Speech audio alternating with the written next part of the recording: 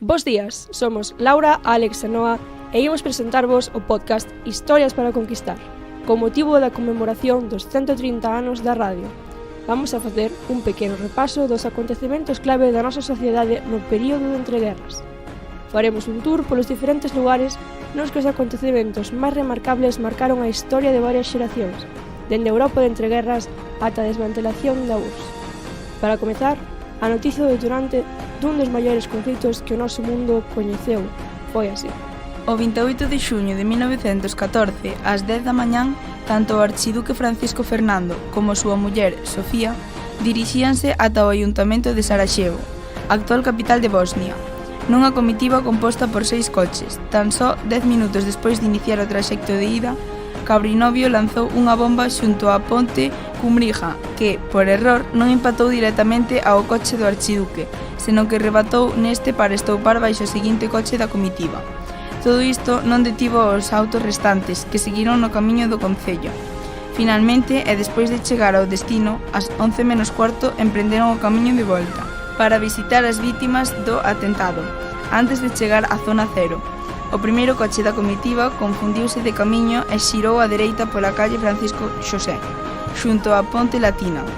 Este error aproveitouno o xoven revolucionario bosnio, membro da Unión ou Morte, Gavrilo Principio, o cal abriu fogo e disparou ao archiduque e a Sofía no abdome, provocando así a morte de ambos. Na Europa de entreguerras comenzaron as predicións meteorolóxicas pola radio e recuperamos unha do ano 1917 que influenciaría na coñecida gripe española. O frío estendiu a gripe española, 1917. Súa reconstrución dos feitos é a seguinte. A chuvia e o frío incesantes causadas por unha afluencia de aire oceánico cerníanse sobre principais campos de batallas de frente occidental, pero tamén afectaron os patróns migratorios de Andes reais. O principal animal huésped das copas do virus da gripe española. Parte meteorolóxico. No concreto dunha das cidades de España temos as seguintes temperaturas na cidade de Cáceres. A temperatura mínima máis baixa son as seguintes. Decembro, con menos 7 grados, marzo, con menos 4,2 grados, abril, con menos 3,0 grados, outubro, menos 1,4 grados, agosto, 7,2 grados. E como sería a parte máis sentimental dos soldados aliados? Intentamos con unhas cartas representar a magnitude dos sentimentos na fronte, e a familia foi un dos principais destinatarios. Verdún, Francia, 13 de xullo de 1916. Querida nai, agora que teño un momento para escribirche, quería contarche que estou moi preocupado e asustado. Non é como mo imaginaba. Ao principio estaba feliz, ilusionado por combater polo meu país e desexaba realizar accións heroicas. Pero isto é horrible, unha auténtica carnicería.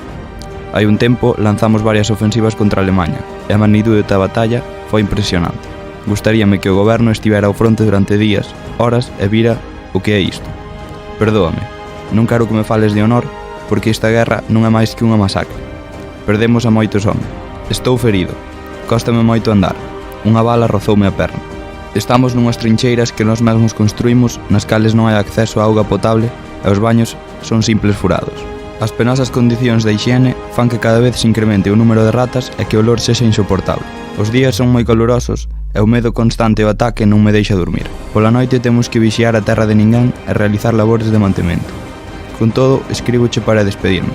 Mañán retomaremos a ofensiva no sector sur, para saltar sectores da segunda liña, pero descoñezo como acabará isto. Non sei se poderei superar unha seguinte batalla. Estou moi canso. Quero que saibas que sempre penso en ti máis en papá. Sodes o máis importante para min e sempre o seredes onde sexa que estea. Teu fillo desesperado con volver con vida. Benjamín. Tamén o amor estivo moi presente na fronte de batalla. 16 ons, Francia, a Italia, setembro, 1917. Querido amor, xa non son meses, senón anos, os que levo sen as túas preciadas palabras. máis detalladamente dende que comezou esta terrible guerra. Ninguén se libra desta gran traxedia. Inmovilizados en cada fogar, que cada día que pasa é como se deixase de selo. Ver polas fiestras como que antes coñecíamos cada vez se converte en algo descoñecido. Só quedan os recordos e as risas de cada persoa que pasaba pola rúa, sen preocupacións aparentes. Toda a presenza que tiña Francia, que facía brillar a cada cidadán deste lugar, como dixen, agora son só recordos. Meu querido e apreciado irmán, co que antes tanto te rías. Aquel que iba a cumprir seu soño de formar unha familia, tivo que partir e loitar polo seu país, deixando atrás todo o que amaba. Escribíanos cada vez que podía unha carta, para informarnos da situación e sobre como el mesmo se atopaba.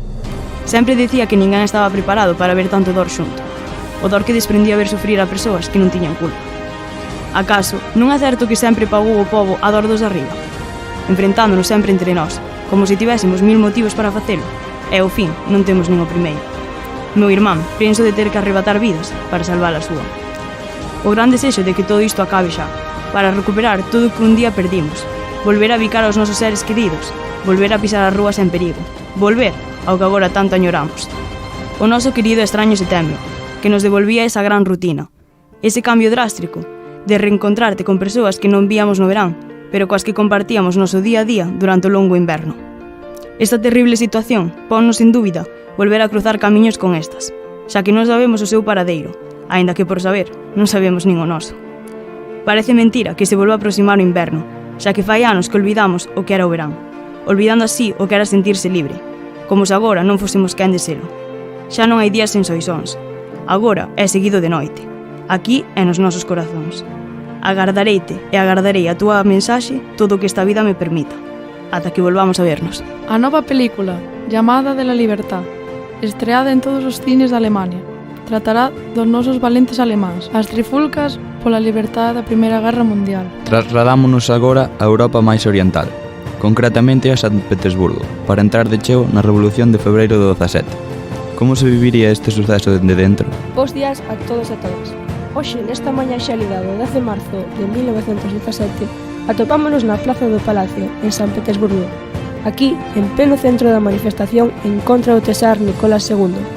Falamos con unha das manifestantes, Catarina. Como se está a vivir o ambiente de tensión a esta hora? Pois a situación neste momento é bastante complicada. O pobo está enfadado e que as autoridades intenten reprimir a nosa liberdade de expresión mediante a violencia é algo que está agravando as circunstancias. Por que tanta crispación? Que sucede para que esteades nesta situación? Os nosos fillos, maridos e irmáns están morrendo na Gran Guerra, en terras alemáns e francesas. Mentres nós quedamos aquí pasando fame e coa incertidumbre de se algún día estas circunstancias cambiarán. E que tedes en contra dos tesares? Por que estades concretamente en contra deles? Mentres os soldados se matan nunha guerra que provocaron os tsares, os causantes desta situación non fan nada para solucionar a situación, e por enriba non lles falta de nada. Non axudan ao seu pobo, pero cando ven que viven na miseria, sen comida, sen luz, sen abrigo... Entón, que buscades con estas revoltas? Con isto buscamos que os tsares nos escoiten, que a nosa opinión conte e que paren de mandar aos nosos familiares a unha guerra que non nos corresponde librar. Moitas gracias polas túas palabras sinceiras, Catarina.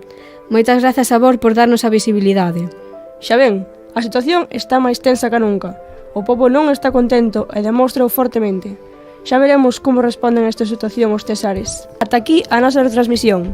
Grazas por confiar un día máis en nós e como todos os días, mañá máis á mesma hora. ¡Ánimo! Un dos factores que marcou o período de entreguerras foi o auxe dos fascismos. Aquí destacan sobremaneira dúas figuras, como son Mussolini e Franco. Imos ser algo chismosos e contarvos algo sobre a súa vida máis persoal. Bo día! O día de hoxe traemos connosco algún que outro dato bastante curioso sobre o que coñecemos como creador do fascismo. Polo visto, hoxe o día xirará en torno a Benito Mussolini. Efectivamente, pero tamén deixaremos un pequeno apartado para o xeneral que collío dianteira no noso país, Francisco Franco. Vaya hoxe o día vai estar bastante reñido, igual que o curioso. Acaso tiñas algún tipo de dúbida que non conseguísemos un novo conto para o noso programa? Dende logo que non, xa que aquí vimos todos bastante preparados para darlle o tema. Pois non fagamos esperar máis aos nosos ointes e demos comezo o chisme. Estamos máis desexosos nós por contalo que eres por oílo. Non creo que che falte razón algunha. Pois aínda que non sexa creíble, e coñezamos todos este ditador como un ser patriótico. Este, nos nosos tempos mozos, fuxiu a Suiza, e para librarse do servizo militar obrigatorio, país que incluso o botou fora 2 veces. Temos claro que sempre foi un osto duro de roer. E por se iso fose pouco, chegou a declararse ateo. Parece mentira, xa que Roma foi acollida polo Vaticano. Espero que corten a sinal do programa fora do país. Como o Papa se entere disto, creo que lle dá unha volta máis rápido do que Moisés abriu as augas. Pois espera, porque non foi solo iso. Abrazou desde mesmo xeito tamén a esquerda, máis revolucionaria, do Partido Socialista, cun profundo romance hacia Marx. Vai ser que Clareta Fetacci non era seu único amor oculto e inesperado. Como así? Que dis? Que ela? Primeiro finaliza ti, e despois xa contarei esta fascinante historia de amor nacida en Roma. Pois vou ter que acabar rápido, porque estou máis que intrigado. vai ser que o Papa non vai ser o único que lle deu unha volta. Dende logo que non. Para ser máis rápida, direivos que esta versión de Mussolini morreu na Primeira Guerra Mundial entre os vapores das gas mostaza. Polo que comezou a salir o verdadeiro monstro que todos coñecemos. Menos mal que este está morto porque senón era preciso que non escoitase esta cadea era el e non o Papa. Estou segura que sí. Bueno, como quedou o tema de Clara Petrarchi, a amante de Mussolini, vámoslo retornar. Contanos ese conto tan xugoso que tes, e estamos deseosos por saber. Pois gracias ao diario que Clara deixou, sabemos descripcións detalladas das súas relacións íntimas co ditador. Pois aquí conta que antes de chegar a coñecelo, mantivo unha profunda idolatración cara ao duce, e enviáballe así miles de cartas de admiración, tendo decorada a súa habitación con pósteres de Mussolini. Non me imagino amanecer e o primeiro que vexo se esa cara de Mussolini. Como se iso non fose pouco, non parou ata intercambiar palabras co dictador. Pois ao final non intercambiaron só un par de palabras. A verdade é que sí, que incluso acabou fusilada canda el, e a muller deste posto que non quería ser amada por outro home. O home do novo imperio necesita reflexar poder e elegancia. Únete a revolución da beleza e mostra ao mundo a grandeza do home italiano, con noso exclusivo bálsamo Aftershave para a barba do duce. Despois desta pausa, damos comezo co General Franco e seus segredos. Esperemos que o generalísimo Franco este moi ocupado reforzando o exército. Eu creo que se esqueceu tanto do seu rostro por mirar para o seu exército. Pois damos comezo, antes de que nos hinchen os ointes, que Franco. Certo, vamos comezar canto antes. O primeiro que temos que ter en conta era que seu nome completo debía darlle problemas no colexio. Era Francisco Paulino Hermenegildo Teodulo Franco Bahamonde. E non creo que tivese solo problemas co nome. Dende logo tamén tiña problemas co inglés, que tivemos comprobado a día de hoxe. Tamén o chamaban o Cerillita, polo delgado que era e a grande que tiña a cabeza. Debió refuxiarse moito en Deus, xa que tamén pensou ser elexido por este para levar a cabo unha cruzada e salvar España. E máis ben, eu creo que España se ten que salvar de. Debe pasalo tan ben que ata firma sentenzas mentras toma chocolate quente con picatostes. Pois o chocolate moi quente, polo que vexo, non debe estar. Tamén se di que prohibiu películas como Drácula porque según el era para deficientes mentais. Tanta cabeza para tan pouco uso. Tamén chegou a ter unha filla, Carmen.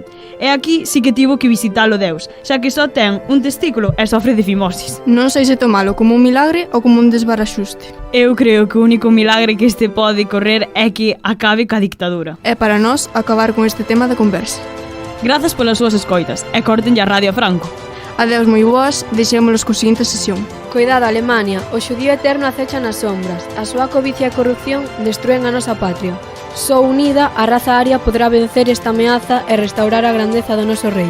Adolf Hitler, Austria, 1889, foi o líder do movemento nazi e ditador de Alemanha, cuxo expansionismo levou a Segunda Guerra Mundial coa invasión de Polonia. O seu racismo e antisemitismo resultaron no Holocausto, e tras varios atentados falidos, suicidouse en 1945 cando as tropas soviéticas tomaron Berlín. Na súa mocidade, Hitler aspiraba a ser artista, pero foi rexeitado pola Academia de Belas Artes de Viena. Foi soldado na Primeira Guerra Mundial e recibiu a Cruz de Ferro da primeira clase. Nos seus últimos anos sufría de problemas de saúde e consumía varias drogas. Era vegetariano e tiña un pastor alemán chamado Blandt. Defende tua patria, únete a Wehrmacht e loita polo Führer e por Alemania. Tua valentía garantizará a victoria e a grandeza do noso Reich. Xa dende mediados dos anos 30, a Alemanha nazi estaba se reanudando e facendo chamamentos a filas como o que acabamos de escoitar. Entre o ano 1936 e 1939, desenvolveronse numerosos pactos entre a Alemanha nazi e as que serían as potencias do eixo. O inicio dunha nova guerra mundial era cuestión de días. Descubre o secreto dunha beleza eterna co elixir de beleza Madame Bella. Este revolucionario tónico hidrata, nutre e rexuvenece túa pel, deixándoa suave e radiante. Aprobado polas damas máis distinguidas de Europa, e teu aliado perfecto para manter unha apariencia juvenil e deslumbrante. Non esperes máis e fai que túa beleza brille con Madame Bella. O detonante inmediato da Segunda Guerra Mundial foi a invasión de Polonia por parte de Alemanha o 1 de setembro de 1939.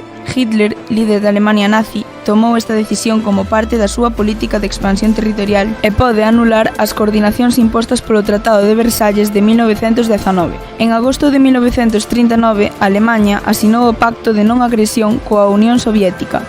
asegurando que non habería guerra en dúas frontes se invadían Polonia. O 1 de setembro de 1939, as forzas alemáns invadiron Polonia, o que levou a Gran Bretaña e Francia a declarar a guerra a Alemanha o 3 de setembro, comezando así a Segunda Guerra Mundial. Desde las 5:45 desta mañana estamos desviando el fuego y a partir de ahora responderemos con bombas a las bombas. Quien luche con gas venenoso será combatido con gas venenoso. Quien rechace las reglas de la guerra humana puede esperar que nosotros también lo hagamos. Esta noche, por primera vez, soldados alemanes se han batido en una línea de defensa. No seré más una persona que se limite a hablar, sino a alguien que actúe. He trabajado durante años para conseguir la autodeterminación y la libertad de Alemania, pero solo a través de una continua pasión he podido finalmente forzar la ruptura del pacto con Polonia. Y ahora, como siempre, solo me he armado en aras de la defensa. Todo el tiempo, nuestros esfuerzos han sido dirigidos hacia la paz. Este é un discurso de Hitler do 1 de setembro de 1939, que detalla as súas justificacións para a invasión de Polonia. Atención, ciudadanos y militantes. Mantén tu tiempo con precisión para la victoria. Os presentamos el nuevo reloj Goldmans. ¿Llegas tarde a las órdenes de tu Kaiser? ¿Llegas tarde a poner en su sitio a los diferentes? Pues ahora puedes hasta ver en la oscuridad con el nuevo reloj iluminado de Goldmans. Así te asegurarás de cumplir tus misiones y asegurar la victoria. Disponible en todas las relojerías autorizadas.